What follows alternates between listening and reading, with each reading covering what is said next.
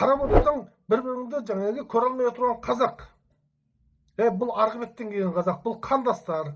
Бұлар жаңағы сондай мұндай айналайын осыған дейін бөлінгенің жетеді.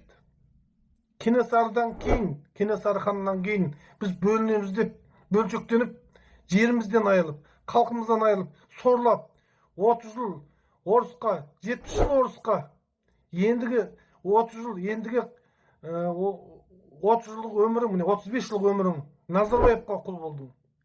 Енді қалған өміріңді Қытайға құл қылайын деп отырсың ба? Бір оянатындай уақыт келді ғой. Руға бөліну, жерге бөліну кімге керек саған? Ол орыс пен Қытайға керек. Әрине қазақты қазаққа айдап салу, сондай тактикасын қолданып отырған ол саясат. Бізге ұру керек, әрине. Ол қыз алып қыз беру үшін, 7 атаға дейін қан алмастыру үшін ол керек. Бірақ та ол бөлшектену үшін емес. Бірлікте болайық ағайын.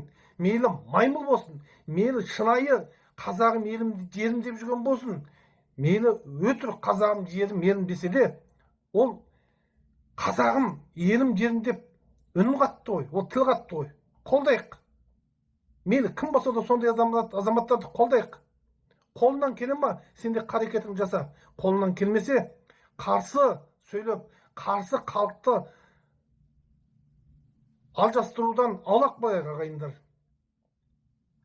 Мынау кешегі қамалып отырған тіркелмеген аталмыш партиясының Бекзат Мақсұтханұлы бастаған бір топ азаматтарына тез арада бостандыққа шығаруын талап етеміз.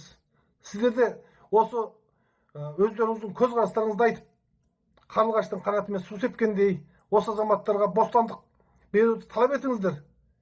Ең бастысы Қытай экспансиясы. Қытайдың осы елімізге қаптап кіріп жатқан қалың Қарақытайдың жауып келе жатқан қара толқынының алдын алайық. Соған қарекет жасаңыздар ағайындар. Визасыз режимді тоқтатайық. Біз бүгін қарсы шығып, бүгін осы жауып келе жатқан қара толқынды тоқтатпасақ, ертеңгі ұрпағымыз не болады? Қор болады. Ұрпағыңды ойла, немереңді ойла, шөбереңді ойла. Ұрпағың алдында не дейсің айналайын қазағым ау?